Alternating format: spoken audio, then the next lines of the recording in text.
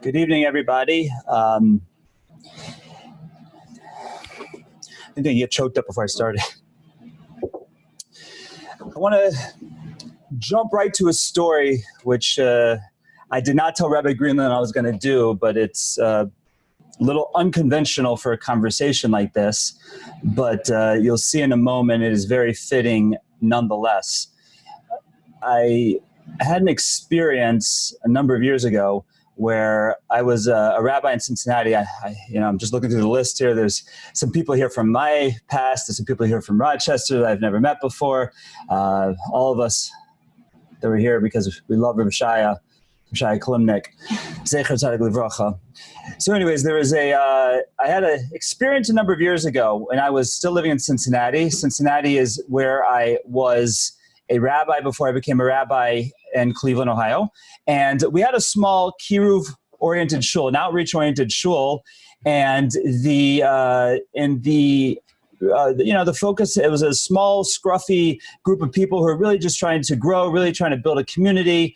And it was a real type of situation where, everybody had to do everything, essentially. As I always like to say, I was not only the rabbi, I was the rabbi, the assistant rabbi, the office manager, the custodian. And one of the many things that I was the youth director because, we had one paid staff. My wife was a volunteer and we had everyone volunteering to do things. And that's how it worked in this congregation. So I would have to always wear many, many different hats to make things work. And one of the things that I did was we started an NCSY chapter because at that point NCSY had been dormant and had been dormant in Cincinnati for about 10 years. And so that was one of the many things I did. I ran NCSY. And so one year I went to the NCSY staff conference, even though I technically wasn't, I guess I was an NCSY volunteer staff. I was paid by my congregation. I wasn't officially working for NCSY. And the way that staff conference worked in those days, it might still be in the same place. It was in a hotel in Stamford, Connecticut. And there were many different airports you could fly into. And my wife and I believe, if I remember correctly, we flew into LaGuardia Airport. And if you know how LaGuardia is, if you want to pick a rental car there, it's not so much fun because they don't have one of those new modern rental car places where you just run in and pick up everything. You have to go to Hertz's over there and Dollar's over there. So whatever it was, we got our shuttle and went to, let's say it was Dollar rental car. It happened to be when I was standing there waiting for my rental car, there was another religious-looking gentleman who came up to me and said, Shalom Aleichem, my name's Micha Greenland. I said, Shalom Aleichem, Aleichem Shalom, Pinchas Landis. He said, I'm the director of Midwest Region NCSY. I said, I run Cincinnati NCSY, and we had, 5 or 10 minute conversation, and that was about it. But, because we happened to meet at the rental car place and we happened to have a short conversation, I got to know Micha just a little bit. I got to know Rabbi Greenland just a little bit.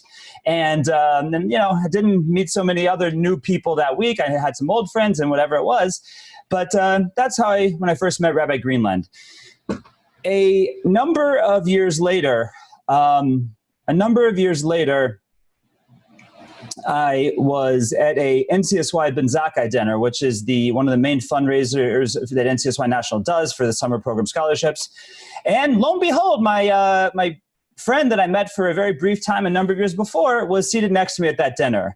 So Rabbi Greenland and I were schmoozing, getting caught up. It was, I believe this was 2016 or 2015, somewhere around there.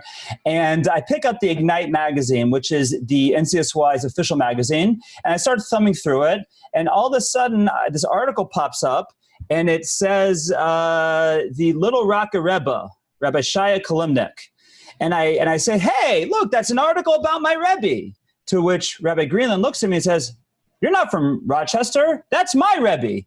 I said, no, I'm not from Rochester, but I have a whole different connection. And that is that I was a product of BBYO, of B'nai B'rith Youth Organization, where Rabbi Shaya Kilimnick was for many summers. And that's where he became my Rebbe. So, we took a picture of us both holding up the magazine and we sent it to Reb Shaya, Zichron Livracha, and got a big kick out of it.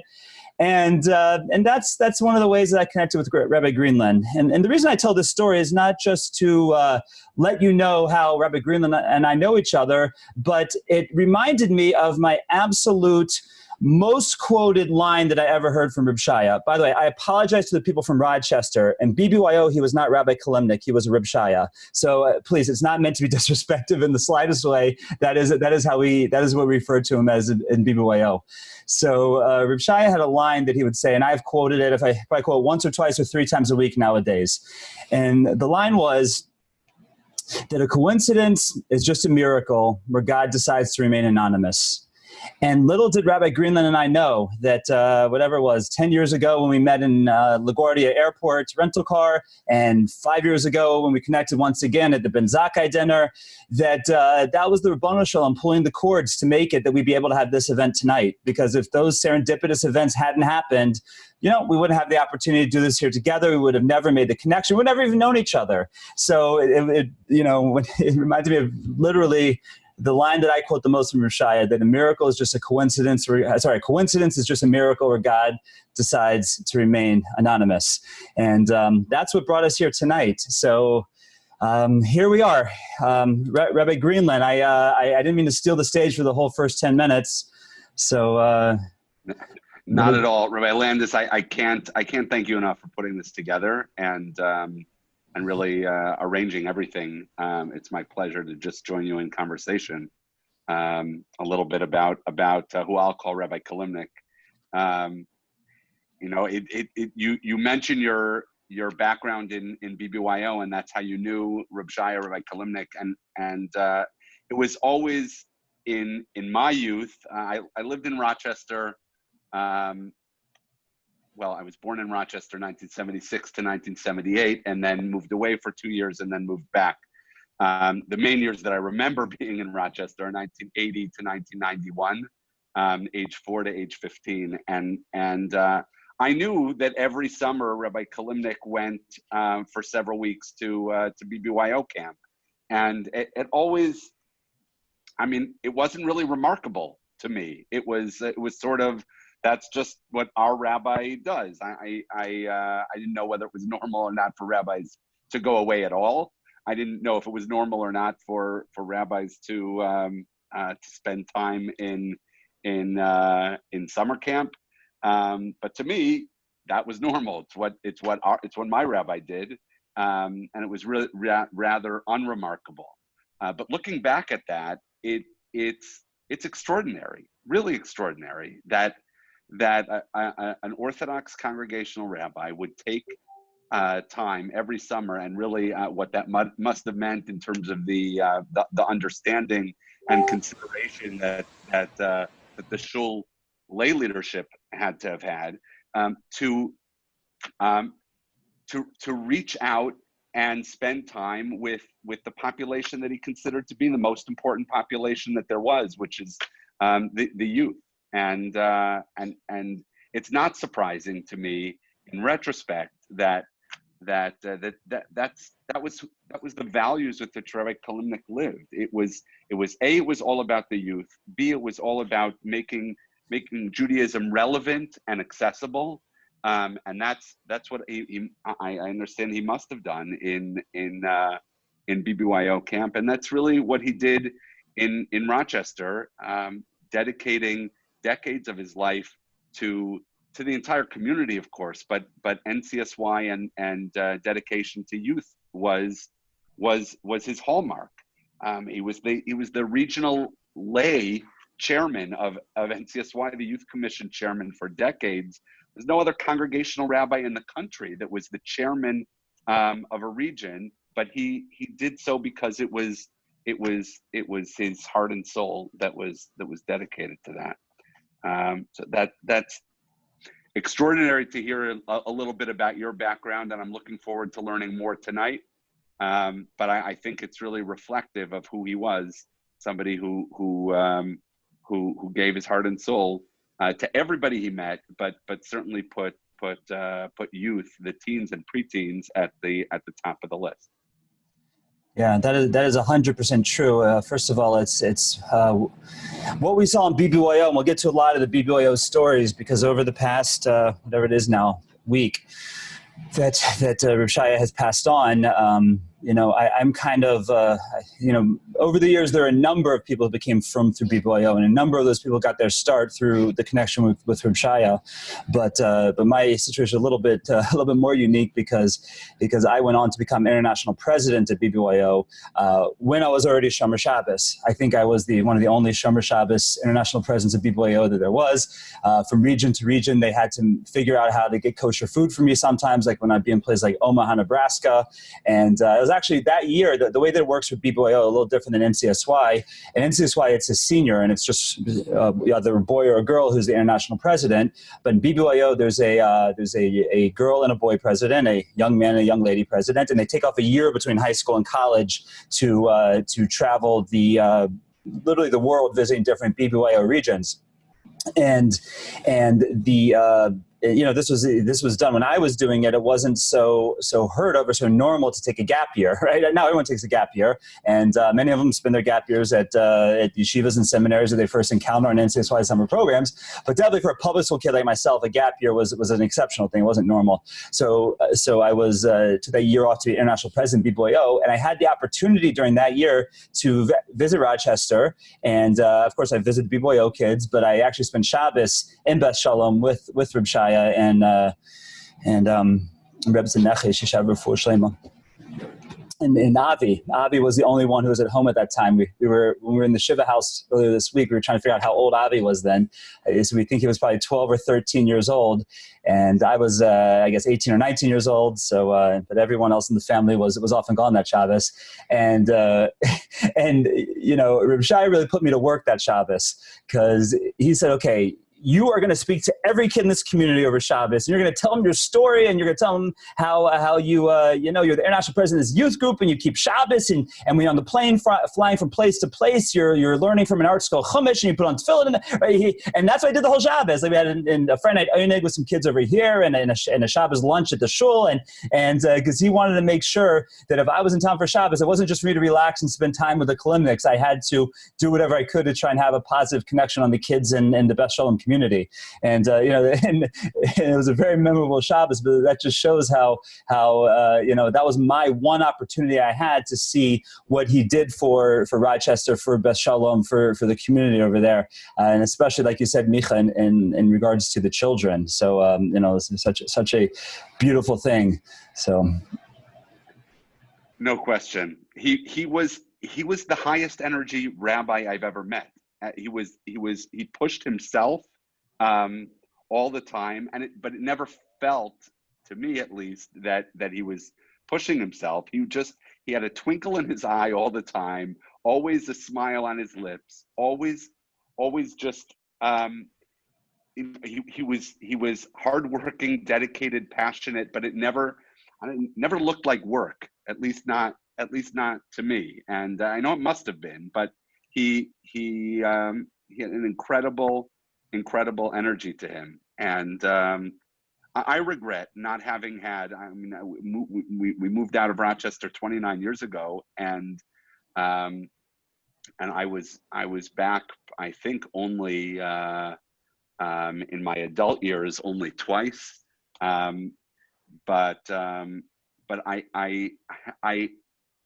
always felt like a warm embrace every time I saw him. I saw him once at an RCA convention, rabbinical convention, when I was a newly minted rabbi and working for NCSY.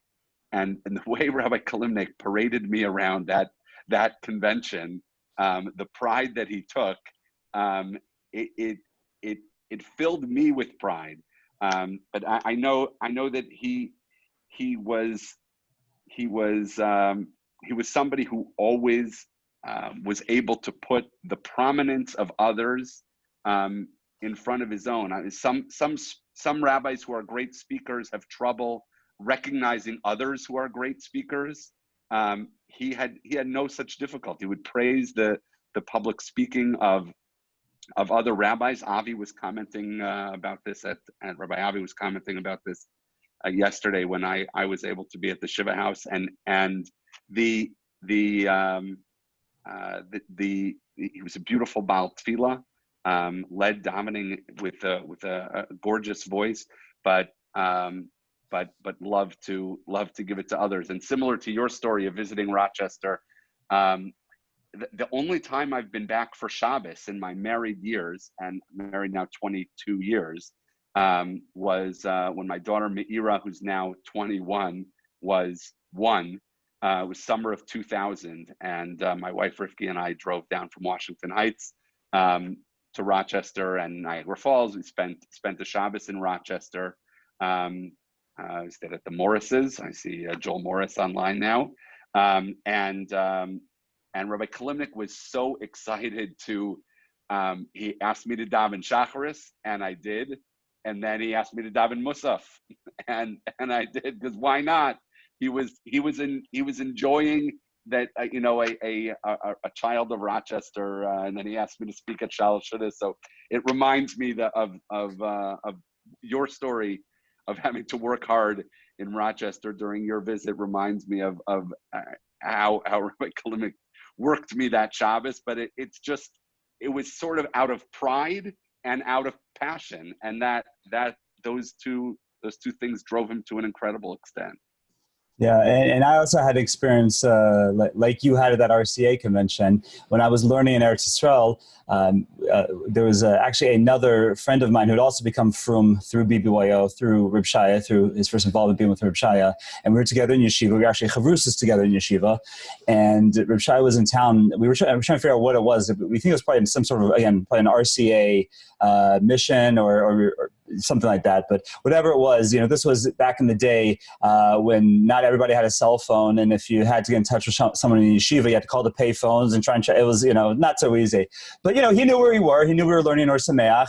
So sure enough, one day we come out of Shir and go into the Beis Medrash, and there's Reb Shaya standing in Or Sameach Beis Medrash and gives us both a huge hug. And he says, Shabbos lunch be at the King Solomon at 12 p.m. or whatever it was. So, yep, we'll be there, And again, it's not a long walk, but not a short walk, but not a terrible walk, about an hour walk from Or Sameach to the King Solomon. And it was in the middle of summer in Jerusalem, so it wasn't the coolest of walks, but that was a Shabbos lunch to remember forever, because just like what he did with you, Rabbi Greenland, at that RCA convention, that's what he did with me and this other Bacher, Yaakov Fauci.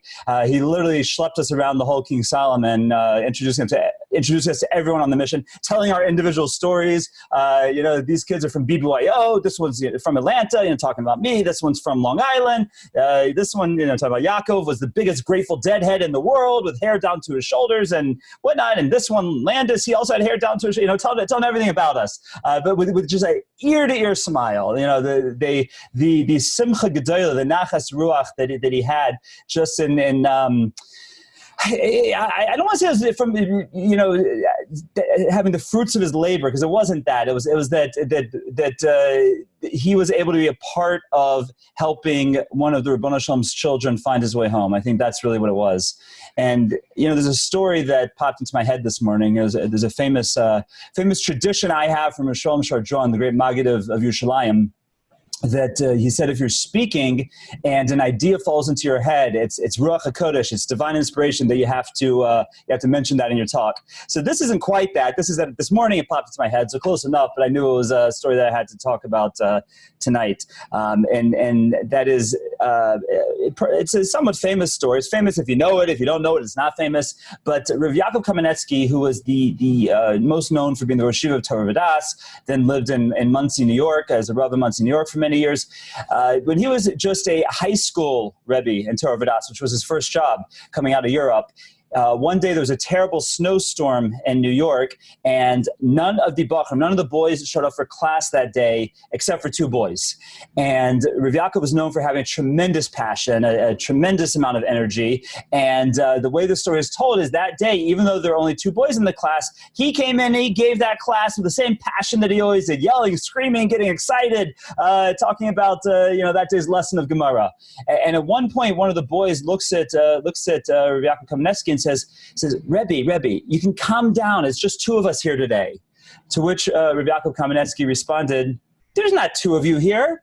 You think I'm just talking to you? I'm not talking to you. I'm talking to you. I'm talking to your children. I'm talking to your children's children. And I'm talking to their children. That's what I'm doing here today. And that is truly how Reb Shaya perceived everything. When he would walk into the room, he would jump on tables. He would bang on things. He would do whatever it took to have the passion and excitement, because he knew that he wasn't just talking to a room full of, in our case, whatever it was, 30 or 40 kids. He was talking to generations of those kids. If he could get through the walls, he could break through the mechitzas, break through the iron curtain, if you will, of these kids, then these kids would have something something to say for themselves. And because I was lucky to be in that room, because of that, there's an Ayala Landis today who in 2 weeks is heading off to Eretz Yisrael to Bino Space Yaakov Seminary, and there's a Moshe Abba Landis who in 2 weeks will be heading back to his yeshiva Seish Kodesh, and Talia Devora Landis will be heading back to, or starting in Chaviva High School here in Cleveland, and a bunch of kids going to the Hebrew Academy of Cleveland,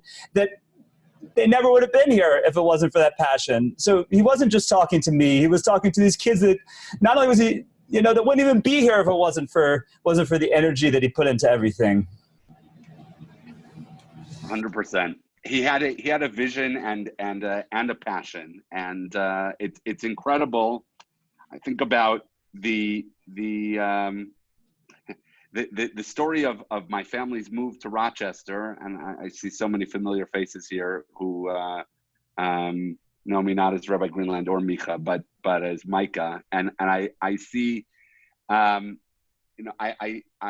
can remember our visits to the various shuls. We moved from Minneapolis and had affiliated as a conservative family with a conservative congregation in Minneapolis, but a Shomer Shabbos conservative family.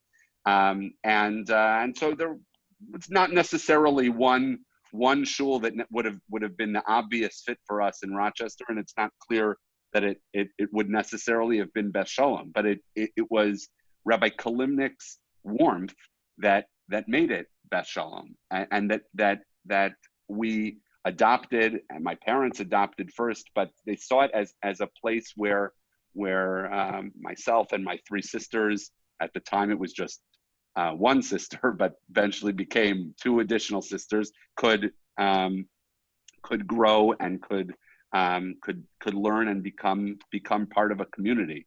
One of my earliest memories of any shul is sitting in the front row. I think it must have been a Hillel school field trip when I was 5, kindergarten. I think it was a Hillel school field trip to Beth Shalom, and Rabbi Kilimnick was standing on the bima, and we were sitting in the front row, and he had us practice standing up and sitting down, and it was all rise and please be seated, all rise and please be seated, and it's such an elementary thing, but see Rabbi Kilimnick, the same photo that you have here on the board with this sparkle in Rabbi Kilimnick's eye, and the degree to which he just brought a sense of humor to everything. Why in the world would I remember all rise and please be seated? But it's because Rabbi Kilimnick was warm and did everything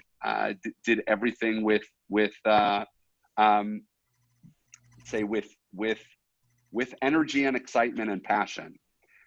Years later, we were always shul goers, and at some point, my younger sister Shira, who was more fervently religious than I was, decided, she must have been 8 and I was 10. She decided shul starts at 9 o'clock and we better be there at 9 o'clock. So I went along with that. My father went along with that, and we started walking from our house on Warrington Drive to Beth Shalom, leaving the house at probably about 8:40. And the path we would take would usually just be straight down Warrington to Monroe, and that would take us straight to Beth Shalom. But at some point we picked up the habit. I think my sister Shira started this, of taking a different route, so that we would walk by on Verena Drive, the Kilimnick's house, and Rabbi Kilimnick walked from Verena and then up to Highland Avenue over to Monroe, and we would take a different path just so we could walk with Rabbi Kilimnick. And really, I credit my sister Shira for this. It was really her drive. But as an 8-year-old, 9-year-old, 10-year-old girl, Rabbi Kilimnick took pride in her and interest in her, and was proud that she was opening up the women's section when we all got to shul. And it's really remarkable the personal interest that he took in every single person, and that's what made us feel so embraced by Rabbi Kilimnick. And now I look at the life, like you were saying, the life that your family leads is all a credit to Rabbi Kilimnick.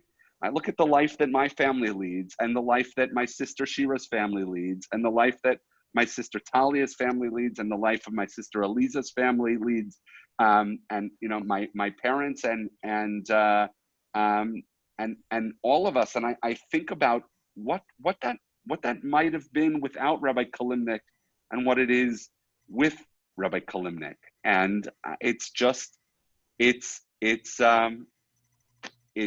mind-boggling that there is so many people who are committed to a life of proudful Jewish living because of Rabbi Kilimnick. Yeah, and Rebbe Greenland, in your words just then, you reminded me of the other part of our miracle, and that was that we not only shared Rabbi Kilimnick as our Rebbe, but we had the same conservative rabbi too, because if I recall correctly, your rabbi in Minneapolis was Arnold Goodman, who left Minneapolis, come to Atlanta, where he was my rabbi in Atlanta. So again, just part of the miracle. I totally forgot that. Yeah, you reminded me now. Yeah, there's it's part of that coincidence, which is just the miracle where God chooses to remain anonymous. And it even just that line I want to focus on a little bit, because I just one of my favorite lines from him. But it shows the greatness of who he was, because if that line is what a true Makari, somebody who reaches out and brings people close, that's what they have to do. In other words, in that line, he was saying a Maharal and a Ramchal, and just a pshat, an explanation of what we call a nes nister and hashgacha pratis, all these deep philosophical ideas that he was able to sum up in a one-liner that you wouldn't forget, but it said it all. But it said it all, and that's what he just had such a knack for. Just such a knack for words, such a knack for giving things over. So as we the Frum BBY alumni have been talking over the past week, we all kind of had the same experience. In that we can't remember so much of what he would say to us that summer. Now, I'll give a little background here for the people like you, Rebbe Greenland, who are from Rochester, Beth Shalom, and did not know where your rabbi went in the summer, did not really get it, or because while yes, I was a congregational rabbi in Cincinnati, I'm now a congregational rabbi in recovery, running Partners in Torah of Cleveland, just focusing on kiruv and education. But the idea of going away for the summer would not have been possible in my days. I don't know how any rabbi can get away for the summer, but there are rabbis who do it. Kamar Shah, of course, has Rabbi Willig, who has a shul in Riverdale, was able to get away, and many rabbis are able to do it. But most of them are not going to a BBYO camp, right? Like Rabbi Willig is going to Marsha Kollel or and on down the line. But most of them are not going to BBYO camps. So I want to paint the picture for those who don't know what a BBYO camp is, or don't even know what BBYO is, because that is possible that it might not be familiar to everybody.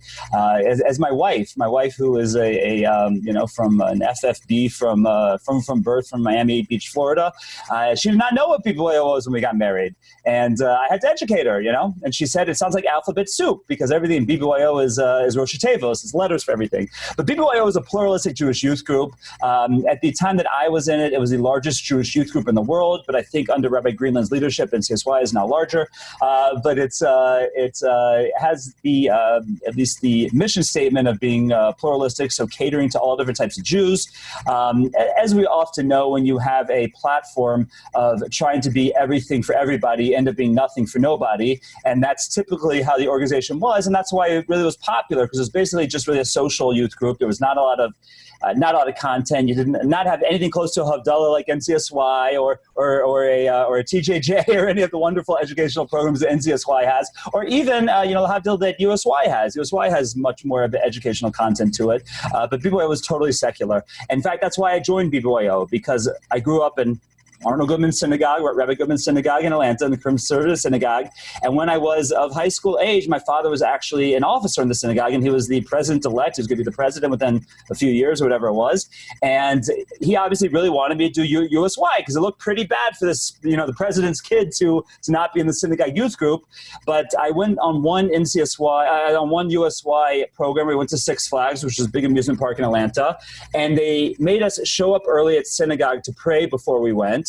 And I didn't like that too much. And then when we went to Six Flags, I got in trouble because I ordered pepperoni pizza, and they had told us we couldn't have pepperoni pizza at Six Flags. But, so I said, after that, I went home and told my dad, I said, Dad, gave it a try. USY ain't for me. I'm going to BBYO. And I fell in love with BBYO. It was love at first sight for me. I got super involved from the beginning. And similar to with NCSY, the kids that are more into it, the kids that are, take it more seriously, they go in summer programs. They advance into not only regional roles. BYO is a very leadership oriented. If they have one religion, it's not Judaism. It's leadership. Not that's the focus. I won't say it's not Judaism. It's a Jewish youth group, but it's leadership. That's really the focus of the youth group. So they're big into empowering youth and youth taking on responsibility. So I was all in from the beginning, and I went on summer programs. I went on my first summer program called CLTC, and my second summer, which was the summer after my 10th grade year, I did two programs called Kala and ILTC, which was where Rabbi Kilimnick went. And Kala was a very interesting BYO program. It's where they practice the philosophy that they at least had written down, and that was that if it was a Jewish enrichment program, a summer being engrossed in Jewish studies for the kids, and because BYO is a pluralistic youth group, that means you have to offer pluralistic Judaism at your educational program. You can't just have a Reform rabbi or a Reconstructionist rabbi. You had to offer some of everything. Even though most of the kids in BYO, I think an overwhelming majority were from Reform homes, some from conservative homes, but definitely not many from Orthodox homes. But be it as may, but there, as a pluralist youth group, you have to have your Orthodox rabbi there too, and that was Rabbi Kilimnick's role. That was the role that he had at that program, and so I'm coming in as this not religious gung ho BYOer, and that's where I was able to interface with Rabbi Kilimnick, in that relationship, in that role of having a hashpah, having an influence on the creme de la creme of BYO. As I'll piece the rest of it together before I turn the mic back over to Rabbi Greenland. But that summer I was elected to my first international position for BYO. I was the international membership vice president, or as they call it, Grand Aleph More. But I left that summer with a pair of tzitzis that Shaya bought me. That was one thing that he would do. We would take a trip to, of all places, Woodburn, New York. So if you're from New York, you've ever been to the Catskills or the surrounding area, you know what Woodburn is, and you probably oh gosh, why would they take a bunch of non-religious kids to Woodburn, New York? And I actually later, as I grew up and I figured out where Woodburn fit into the Jewish world, I actually thought it was strategic to try and turn them off from religious Judaism. Right? That's why they no, but be it as it may, Rabbi Kilimnick made it into a very positive experience. And what he would do is he would go into I think it was called a Kol B'Sefer was the name of the bookstore there in Woodburn, and he would literally buy every boy who wanted a pair of tzitzis. And he would just run a tab, and the owner knew it, and when he left, he'd go and pay for all the tzitzis. And so we go back, and many of the boys would be wearing tzitzis. And for most of the kids, some of them they didn't leave camp. Some of them they might have left camp for a few weeks, but they didn't stay on too long. But for me, I was always Abstinence was my middle name. Pierce Abstinence Landis. I grew up as Pierce. So that's what Rebbe Shaya always called me. Like you were Micah, I was Pierce. When I became religious and started going by Pinchas, my father always said that he knew what he was doing when he gave me the name Pierce, because Pinchas I was named after my great grandfather, which his name was Pinchas, and that was his only name. He didn't have an English name. But my father always said that what's Pinchas famous for?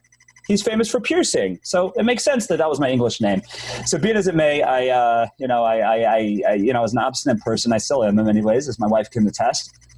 And I decided that I was going to set the record. And I was going to be the one kid from that summer that wore tzitzis the longest, just because I had to beat everybody else, right? And when we would call, this is long before email and text messaging, but when we would call to talk to each other, we'd be like, hey, you still wearing your tzitzis? And needless to say, most of the kids within a week, 2 weeks, 3 weeks, some maybe got it 4 weeks, but definitely by halfway through that year, I was I think one of the only ones who was still wearing tzitzis from that summer. And some, Baruch Hashem, have returned to wearing tzitzis. There were kids who, like I said, started off there and went on their own path, but are today wearing tzitzis and we're in Sheitzlach and keeping kosher and whatnot. But it's just that memory of standing there in Woodburn, New York, crowding into that tiny little bookstore, and Rebbe Shaya just having, again, the ear-to-ear smile on his face. I don't know how much of a tab he ran up that day, but just being able to buy tzitzis for all these kids. And just the second part of that story is that continued my involvement in BYO, and I had the next year I won another international position. They called it Grand Alf Mazkir, the international secretary. And one of the reasons I wanted to have that position is because the Grand Alf Mazkir summer job, so to speak, is to be the youth coordinator for Kalan LTC. So at that point I was still growing and I was moving along the path, so to speak. And I said, I want to be Grand Alf Mazkir so that I can go back and spend a summer with Shaya. And that was my motivation as the youth coordinator, as the head guy, so to speak, the head kid.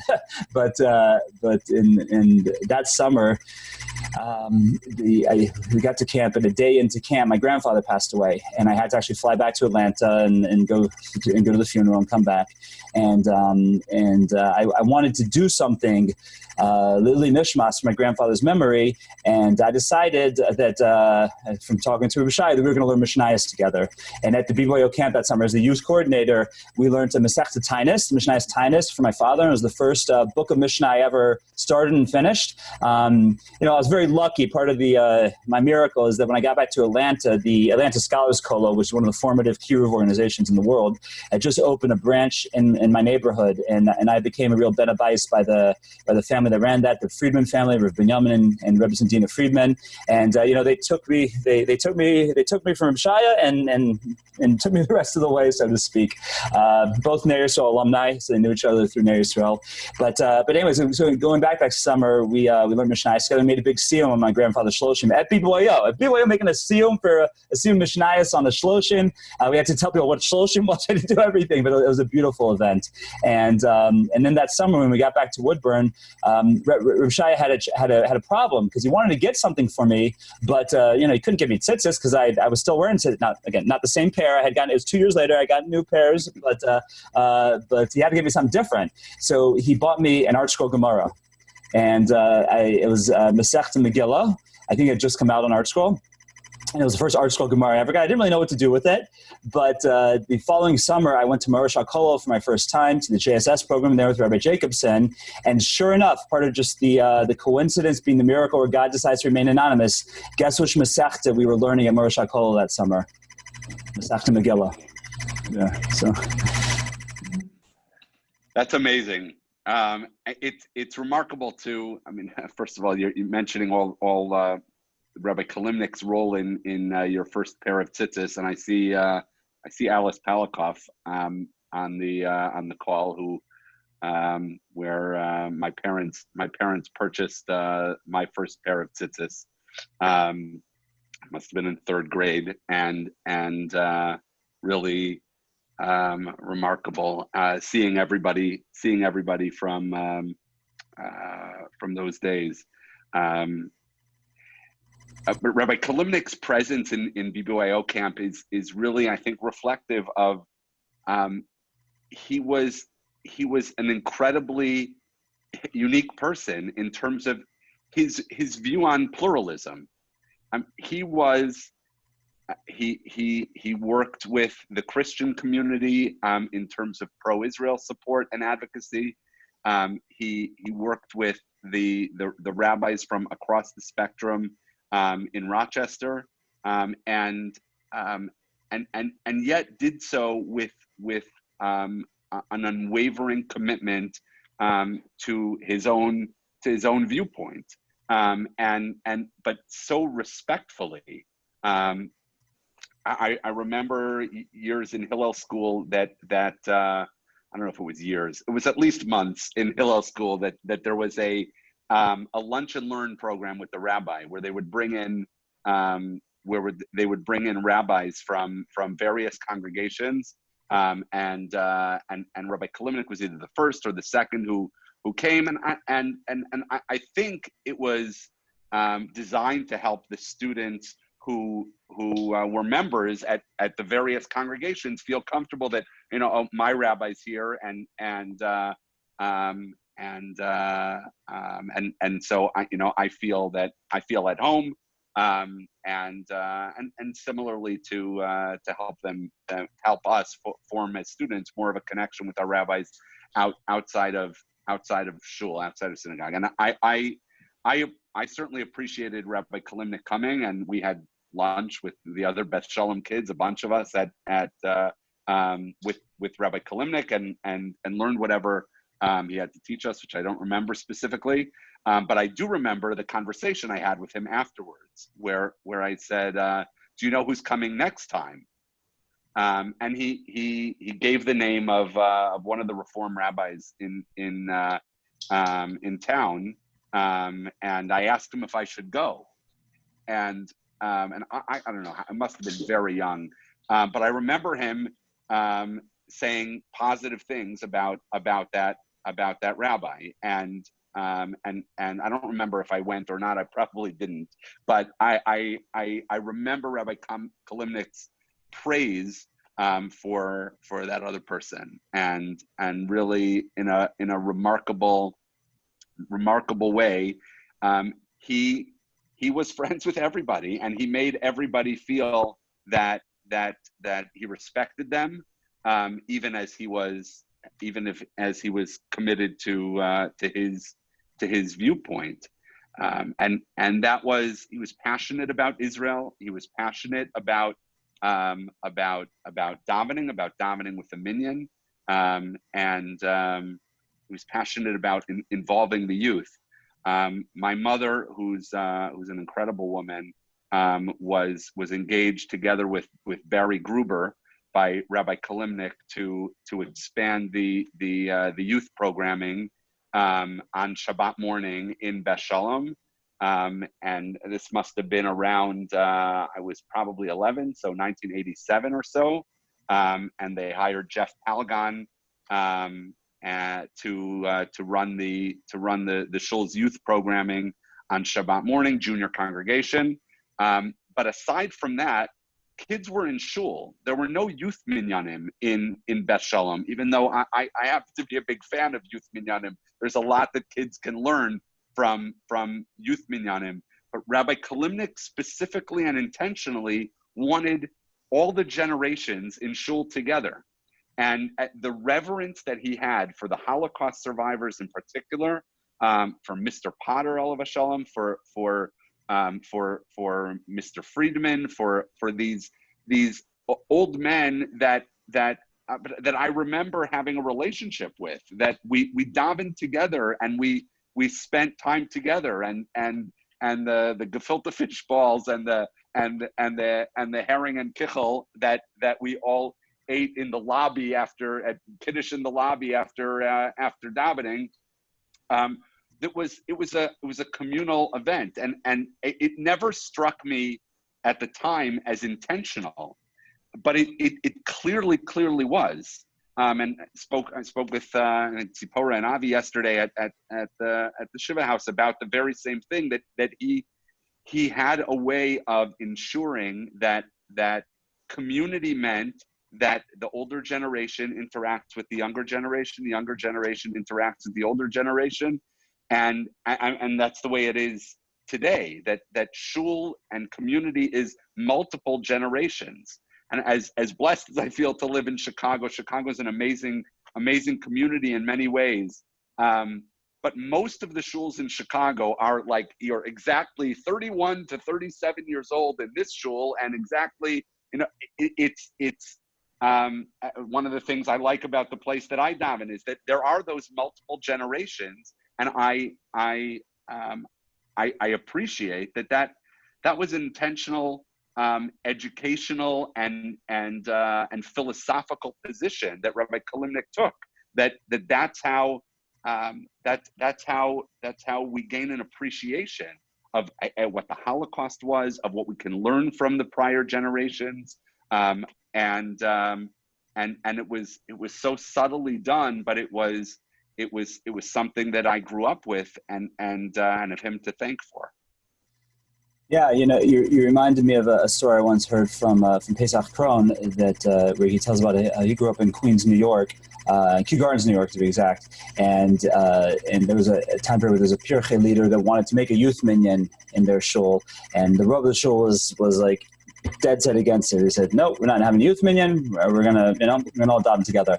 So Rabbi Krohn's father, Avram Zeli Krohn, Zecher Tzadik Livracha, was very close to the Rav, and went up to him and said, "Rav, I'm going to support." I think Teitelbaum was the name of the Rav. He said, "I'm going to support whatever you tell me to do. I'm going to support you, but I'm just trying to understand. Isn't a youth minyan a good thing? The boys learn to daven from the Amma, they learn to lane, they learn to participate, they learn to do things like. Why is the Rav so against it?" And the Rav told Rabbi Krohn Sr., he said it's a beferish pasuk. He said it's written explicitly in the Torah. He said we see that when Moshe Rabbeinu, when Moshe goes to Pharaoh and asks for the Jews to leave, originally Pharaoh says, go ahead, you and the men can go, bring your sacrifices, go in the desert, and then come back and get back to work. And Moshe said, no, that's not how it works. You know how we go? We go with our children, and we go with our wives, and we go with our we go with everything. We stick together because that's how Klal Yisrael is. Klal Yisrael is not, and again, like you said, and Cleveland's a little smaller than Chicago, but still many different shuls and many different elements. A lot of them run by people from Chicago, but still, it's the lechatchila for Klal Yisrael. The way Klal Yisrael is supposed to be is everyone together, and it's like when there's the blessing we say when we finish a food that's not grain or whatever, we say the B'nai Nefashos blessing, and it's a very strange blessing. It's actually a machlokas rishonim why exactly we say that blessing, why we say those words at that point, but there's a beautiful homiletic idea that if you just look at the words B'rei Nefashos Rabos Chesronan, that the Almighty created many different beings with their shortcomings. All kol masha barasa lachayos behem nefesh kol chai bruch elmin. But everything that's in this world, everything you created is needed to live. And so Klal Yisrael is like a symphony orchestra in that regard. If you have a symphony and you just have a string section or a wind section or the percussion section or that one guy with a triangle, right? That's the job for me, the guy who hits the triangle. But if you had any one part of that, it would not be an orchestra, but you have everything together that makes a beautiful symphony. And that's how Klal Yisrael is. B'rei Nefashos Rabbos, we're many different types, junior, senior, children, adults, European, European, Litvaks, Chassidim, all different. But it's all part of one Klal Yisrael, and exactly what you saw in the Hill School in Rochester is what we saw in BBYO, because he was not the only rabbi at that program. Like we said, he was the Orthodox rabbi, you had the conservative rabbi, the Reform rabbi, the humanist rabbi, the Reconstructionist rabbi, the nudist rabbi. You had all these every different type of denomination you could possibly have. That's what you had there, and it wasn't like Rebbe Shaya was fighting with them or even passive aggressively just ignoring them or even putting them down in any way. No, it was he was very close with the other. The rabbi, the Reconstructionist rabbi, Rabbi Bruce Aft, was there. I forget which one was there longer. I think Rabbi Shaya was there longer at that point. And but Rabbi Aft and Rabbi Kilimnick were best of friends. And then there was the director was someone named Steve Alexander, Olav Shalom, who trained as a Reform rabbi, did end up becoming a Reform rabbi, and they were close as could be. So much. Another story that I was speaking to another past president this week. This week's been a week of connecting with a lot of BBYO people, but. Corey Stern, who was the international president the year before me, very close friend of mine, and he was talking about how Steve Alexander, this Reform trained rabbi, not practicing, but definitely in his hashkafos, that's where he was in his viewpoints, and Reb Shaya, and then the head of the kitchen, whose name we were both forgetting, but this really big guy who was bigger than Steve and Rabbi Kilimnick put together. They would have this Shabbos oneg together, and they once invited Corey to go because Corey was the youth coordinator the year before me at that program. And so they invited him to go to the Oneg. And they said the three of them, as different as could be. Here you have the Orthodox rabbi, the director of the program who was, definitely not Orthodox, and the head of the kitchen was also definitely not Orthodox. And Shaya would sit down with them on Friday night, make an Oneg just for them, and they would have l'chaims together, and they would schmooze, and he was everybody's friend. And I had another idea this morning. There's a story that's told about another. I'll tell you an intro story to a story first. That when I was international president of BBYO, the Friedmans from Atlanta, my Rebbe from Atlanta, gave me my first Pesach Kron book. I don't remember. It was like the Maggid's Trip to the Moon or something like that. I forgot which one it was. But as BBYO youth president, international president, you had to speak out. You had to tell a lot of stories. So from the time after they gave me the book on, a lot of my BBYO stories were Rebbe Krohn stories. A lot of my speeches had Rebbe Krohn stories in it. So again, imagine because of Rebbe Kilimnick's connection, you get me being international president, all of a sudden speaking to BBYO kids all over the place telling Pesach Krohn stories. So it happened to be one of my. I mentioned that first summer at Marshall Kolo. I was actually still the international president of BBYO. Because it was at that point, International Convention was at the end of the summer, so you had an empty summer till International Convention. Yeah, I went to Marshall Kollel, and so some of my friends from Marshall Kollel came to my final speech as BYO International President, and it was all full of these Pesach Krohn stories and all these things. So a friend of mine says, you quoted Rebbe Krohn a lot in that speech. How would you like to meet him? I said, I'd love to meet him. So the next year when I was at YU, this friend of mine was a friend of the Krohn family, took me to the Rebbe Krohn's for Shabbos, and I developed a relationship with him because, again, he thought it was the coolest thing in the world. At this secular youth group, you had this kid telling over his stories. So again, just came through this BBYO Rebbe Kilimnick, longer connection. So anyways, there's a story that the Rebbe Krohn tells of a man who walks into a bakery in Dallas one day and he walks into the shul in Dallas, Rabbi Roden shul in Dallas, and he writes a check for $10,000. And he said, and Rabbi Roden says, Shalom Aleichem, nice to meet you. What is this for? And the man says, I'm here from Dallas, and I just had an experience in Eretz Yisrael, in Israel, where I was at the Western Wall, and I saw a man davening with so much passion, or praying with so much passion and so much fervor, and I was so inspired by it. But I didn't know what to do. I didn't know if I should speak to him. I didn't know if I should go up and try and do something for him. So I decided that when I got back to Dallas, I was going to support the type of synagogue where that man would want to pray. So I went to the kosher bakery and I asked them, describe this man and where would he pray here in Dallas? They said, go to Rabbi Roden shul. And that's how I got here. And I'm going to continue to support this shul. And the man wrote numerous 5-figure checks to that shul, was very philanthropic towards that shul. All because of this Yerushalmi at the kotel davening with kavanah, praying with fervor. And you can imagine the situation in Shemayim when that chosim, when that Yerushalmi goes up, and they give him all his reward for everything he did here on this planet. And they say, here's for your children, and the house that you built, and the Gemara you learned, and the mitzvahs you did, and here is the reward you get for the shul you built in Dallas. To which point the Yerushalmi will respond, "Vos is Dallas." It's like we don't even know sometimes the things we do, but I can only imagine that. Last Friday when Reb Shaya went before the Kisei Kavod, that they said to him, of course he knew about Pinchas Landis, he knew about Micha Greenland, and there are those of us he knew about, but they said, here's your schar, here's your reward for Jeff and Larissa Harris, 2 lawyers in Cincinnati, Ohio, who are today Shomer Shabbos and Shomer Tamish Shpacha and Shomer Kashrus since the kids to day school, and here's your schar for Jacob Lesh and his family who's living now in the 5 towns. And here's your here's your reward for Tori Shaw, who's now a frum girl living in Eretz Yisrael, who fought in the Israeli army, and on and on. And he'll be like, who's Harris? Who's Lesh? Who's Shaw? Who are these people? And it's, well, you influenced Pinchas Landis, and he in turn turned around and became a rabbi and taught people, and this is your reward for it. And Micha, I think about you, with the tens of thousands through NCSY that find their way back,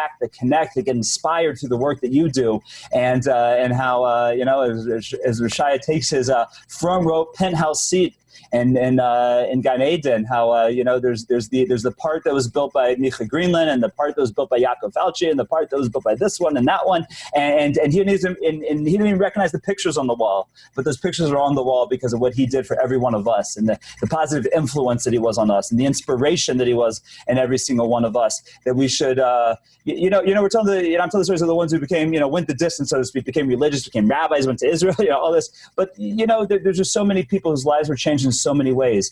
There was a lady who responded on Facebook to the message he had passed away, and she said, because of him in the 80s, I started keeping kosher, and I still do today. Just amazing. All the small things that people are doing different, just because they connected with him at that summer at BYO or through his time in Rochester. 100%.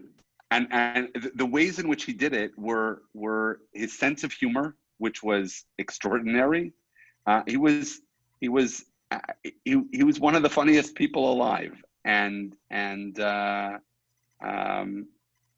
that's just looking at his face would sometimes be enough to make you crack up, and he could raise an eyebrow or just make a squeak especially when he was preparing to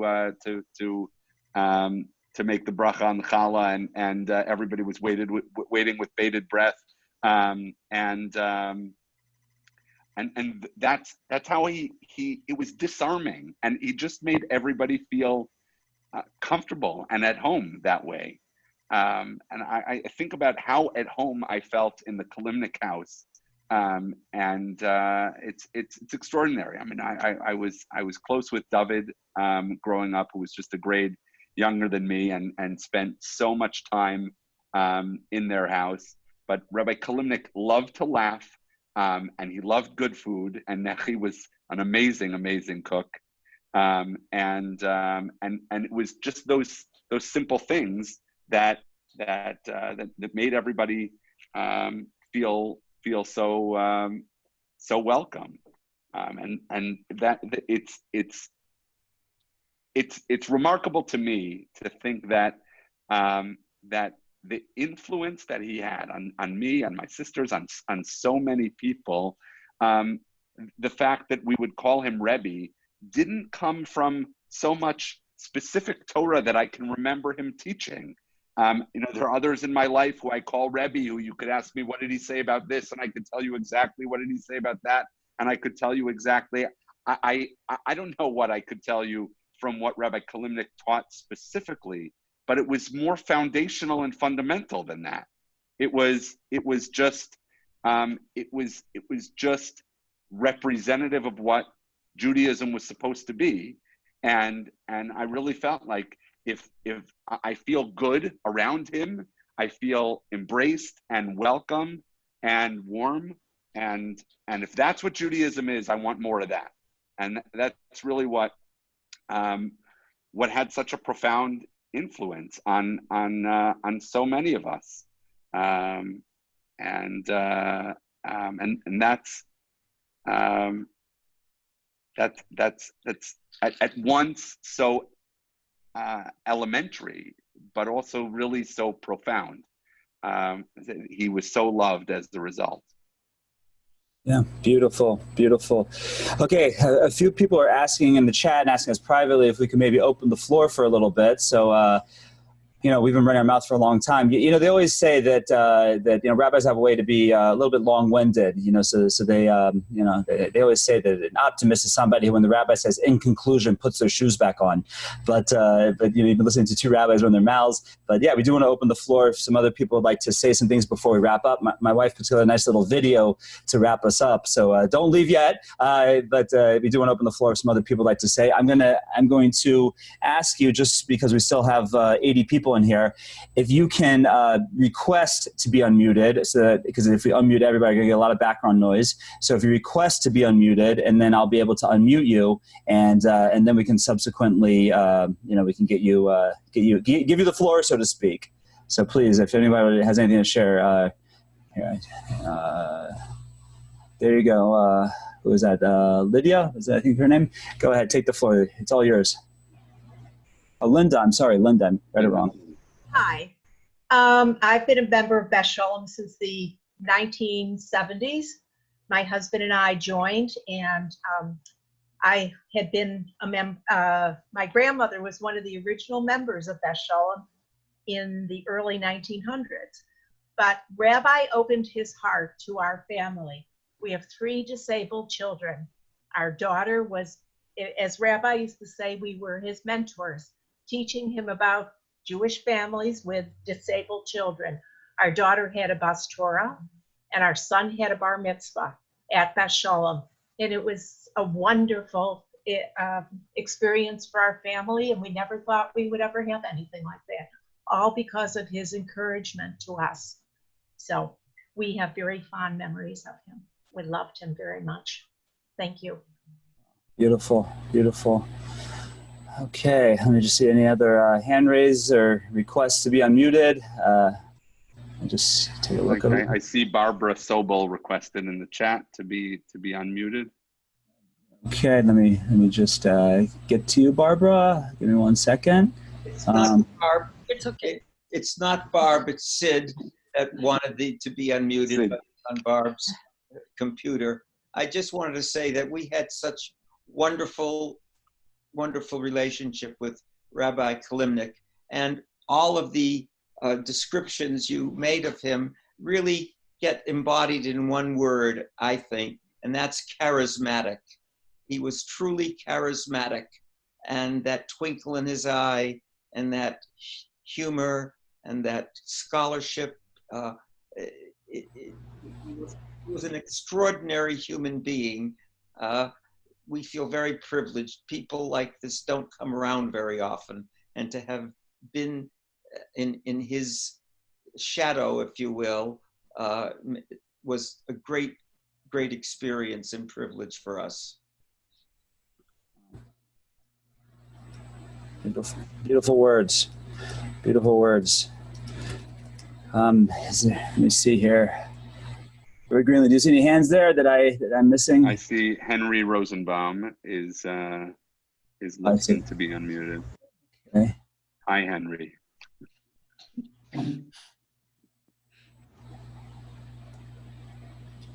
Henry Rosenbaum. There we go. I got him.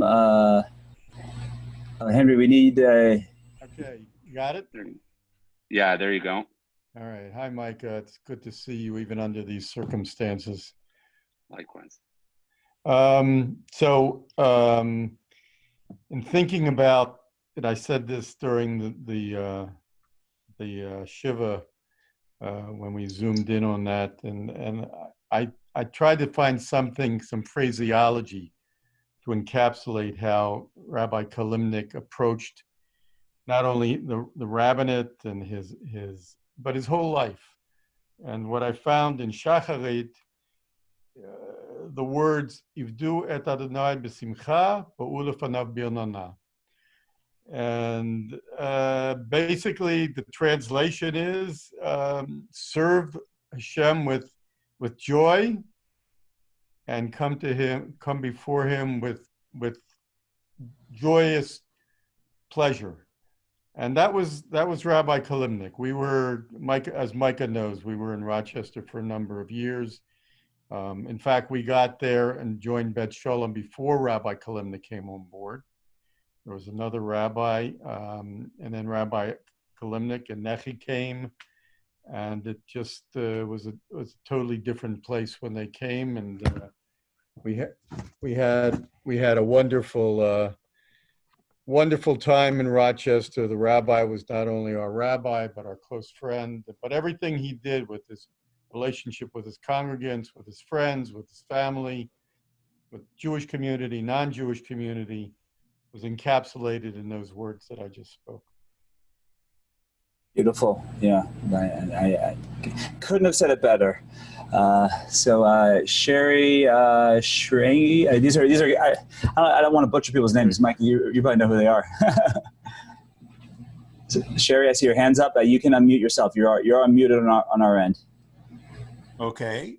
I was the person sitting next to you at the Shiva house the other day. You had a mask on, so You're right. Anyway, 2 stories I wanted to relay about One is a hashkafic view, and this involves you indirectly, Micah. When we first moved to Rochester, we met and became friendly with Micah's parents. And I remember a story that his father told me that shortly after moving here, they had been invited to the Kilimnick several times for lunch or dinner or whatever. And he felt kind of funny, but he invited the Kilimnicks, he invited Rabbi Kilimnick to his house for Shabbos. And he expected to be rejected. And Rabbi said, yes, fine. He said, you trust my kashrut? And Rabbi looked at him and said, you tell me you keep kosher? Okay. And that's it. He was a trusting, or he read your souls. The other is some rabbis focus on history. Some try to look towards some crazy future or whatever. His focus in many ways was the pride he had in his knowledge of Rochester history. He actively researched it and wanted to learn about it. And the reason was to pass it on to the next generation. The pride he has, not just had, in the number of kids that came out of Beth Shalom who were involved in chinuch, in pulpit rabbis, in education in various ways. It was incomprehensible the nachas he took in all of that and those numbers. And a batch of them talk about it as the Rochester phenomenon. Right, and rightly so. Uh-huh. Jeffrey Schrager will write that history if he ever writes his book. If he ever writes his book. Yeah, and along those lines, there was someone who was hoping to be on here with us tonight, but I don't think he got on here in the end. Rebbe Cement, who is actually Shiffi's family's rabbi in Teaneck. So Rebbe Cement was a friend of mine from Ner Yisrael, and he did not know Rebbe Kilimnick from BBYO. He did not know Rebbe Kilimnick from Rochester as a kid, like Rebbe Greenland did. He knew him as Reb Shaya's son's rabbi. In other words, it was Shiffi's family's Rav, and he developed a relationship with Reb Shaya over the years through that. And through that, he said, he's my Rebbe. And you know, so it was even like a young colleague he would take under his wings, and so much so to where this was a guy who learned in many yeshivas as a big Talmud Chacham himself, and just as a colleague-to-colleague Yisrael, so to speak, he became his Rebbe because he had influence on everybody. Mr. iPhone or Mrs. iPhone or Ms. iPhone, if you want to unmute yourself, take it away. Well, I'm Perry Cohen. I'm from Little Rock, Arkansas. Wow. Rabbi Kilimnick bar mitzvahed me. He was my rabbi from 69 to 76 maybe. And I grew up down the street from him. He was my neighbor, and he taught me so much. And I got to tell him a couple of years ago when he came back from Missouri, a friend of ours, you know, I'm the reason I keep kosher. He's the reason. He and Necky were very special to our whole community. And he left here, and this is a small synagogue. And went to be the chief rabbi, the head rabbi in Rochester, New York, from Little Rock, Arkansas. Very special person. And you wouldn't believe how this community really loves him. I think in BBYO, he would tell us the stories about starting off in Little Rock, and that meant nothing to me in those days. I was like, okay, I think I've heard of Little Rock. I think maybe the president's from there or something like that. You know, Clinton was president in those days, but it was, it didn't mean anything to me in those days. And I think about it now, and I was like, unbelievable, going from Ner Yisrael to Little Rock, Arkansas. And I think about a story I once heard from Rabbi Nate Siegel from Torah Masorah. And he told me once he was in a certain community that had built a community kollel. And some of the kollel guys, they looked at the shul rabbi as, he's not a big scholar like us. And they kind of looked down on him a little bit. And Rabbi Siegel got word of this. And he had a meeting with the kollel staff. And he said, let me ask you guys a question. Would you move to a community that didn't have a pizza shop? I said, I don't know. Would you move to a community that didn't have a kollel? Probably not. Would you move to a community that didn't have a day school? No, there's no way I moved to a community that didn't have a day school. Would you move to a community where you had to ship in your kosher meat? So, no, absolutely, I wouldn't move to such a place.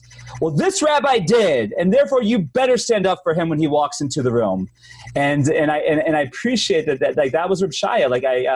I didn't catch the gentleman's name. I know he said it, but I didn't catch it. And so awed by Little Rock. But that's where he moved in the 60s and 70s. Even today, I think it's probably the same thing in Little Rock, Arkansas.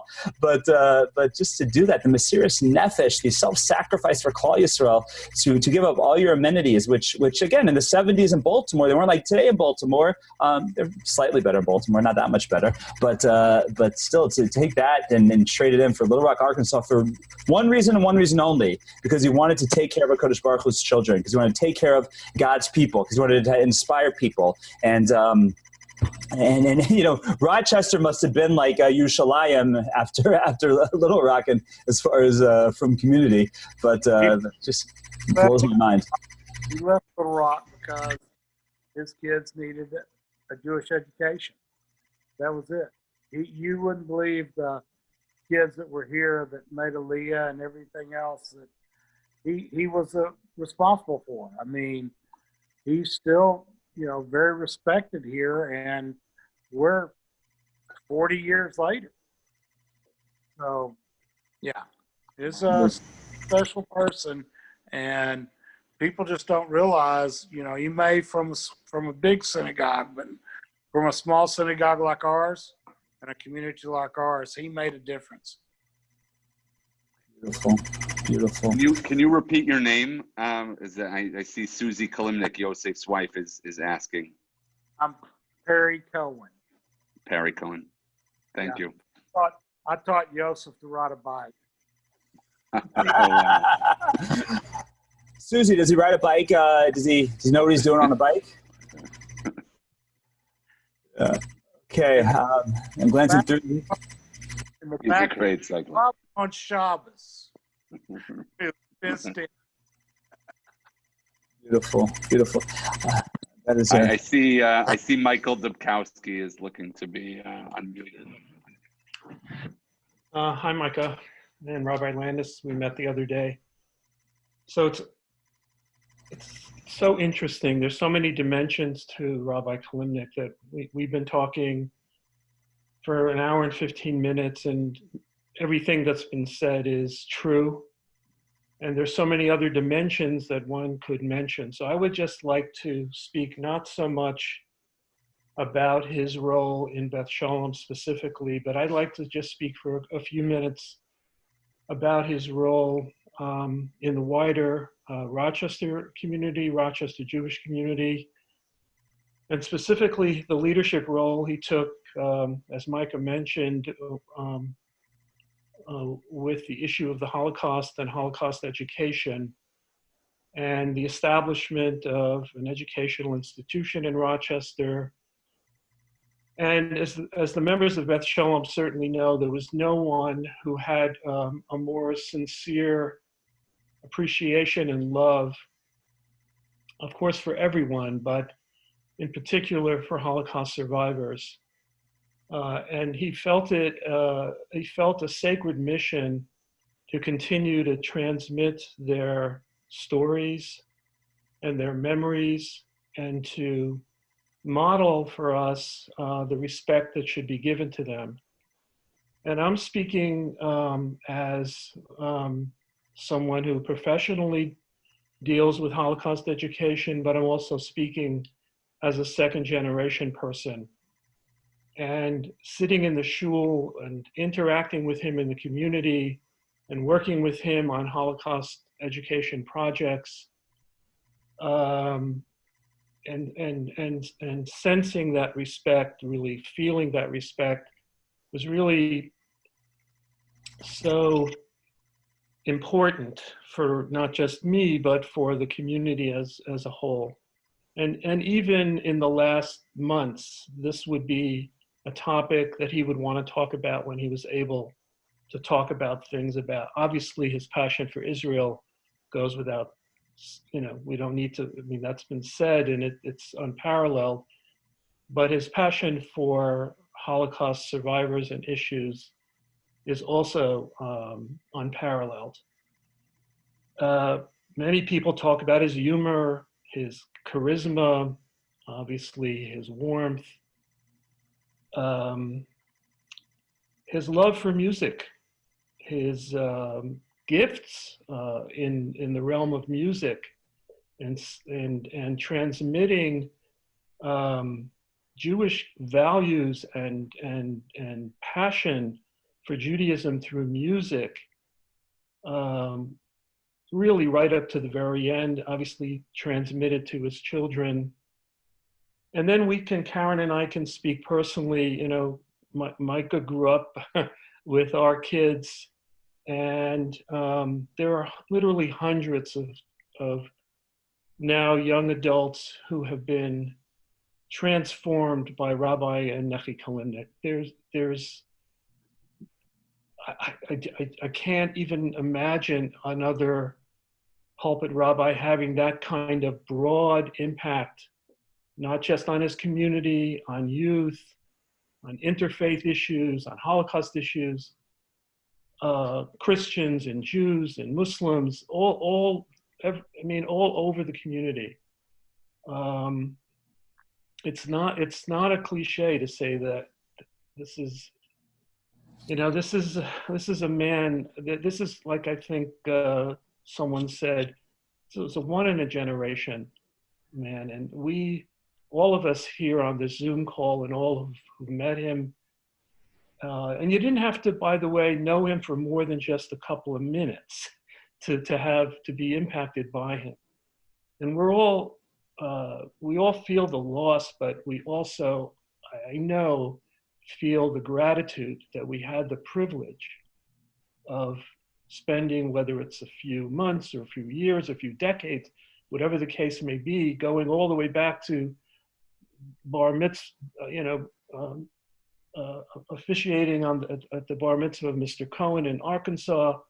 I mean, this is a unique person, a unique neshama who really, really touched all of us, and we're deeply grateful for the opportunity to have had that experience. And he put Rochester on the map. I mean, Jewishly, everybody knows Rabbi Kilimnick out there, not just in Woodburn, not just in Teaneck. Wherever you go, there's going to be a Rabbi Kilimnick connection. Beautiful, beautiful. Okay, I'd like to call on Michael Lazarus now. Michael knew me when he was one of the staff members that summer at BBYO, when my first summer with Rebbe Kilimnick, and the floor is yours, Michael. Oh, thank you. Yes, as Rabbi Panas said, I met him when he was 16 at the airport in LaGuardia. I can't remember if it was LaGuardia or Kennedy. It was one of those two, and quickly realized, he called himself a punk. Maybe was a little bit of a punk, but generally, like, what, it was pretty amazing kind of what he went through, and I've kind of, we've stayed in touch through Facebook and everything. But I want to share a quick Reb Shaya story. So I was also a participant at the same BBYO program back 7 years before, and I participated in the leadership part of it. I wasn't part of the clause, so I didn't really get a chance to know Rabbi Kilimnick until that summer of '94. And it was a very transformative summer. We all had was really great for us, and found out he was from Rochester, and my father's family is also from Rochester. I live in California now, but my dad grew up in Rochester. I believe he attended Bethel. So it wasn't part of the Orthodox community, but and we still have family members there. So I have great aunts at the time who lived in the Jewish home in Rochester. And after I got back that summer, I called them because I would talk to them every so often, and I'd be like, I met this rabbi who, is from Rochester. Rabbi Kilimnick, and they're like, oh, we know, it's like the, the warmth that I had, they shared the same warmth. I'd go and visit every so often. And I found myself very fortunate to actually, I ran into a couple times, when he was either visiting the home. I think once I even saw him at a July 4th fireworks at I think Brighton High School. I think I ran into him there once. And it was just like seeing, to have that connection with him and be able to see him. I know, what kind of influence he must have had on the community in Rochester and at large. I mean, it just, I just wanted to, express my condolences. I've thought about him a lot over the last week or so. It's been very tough, a few months for everybody, but just want to kind of, share that, and just know that everybody had, such warm memories of him. Beautiful, beautiful. I just, you can all make your decision as to if I was a punk or not in those days. Just in case you want to know what I looked like when I came to Rebbe Kilimnick. That's one picture. And when I was really feeling like I having fun, that's what I did with my hair. So we'll leave it up to the crowd, Michael. So.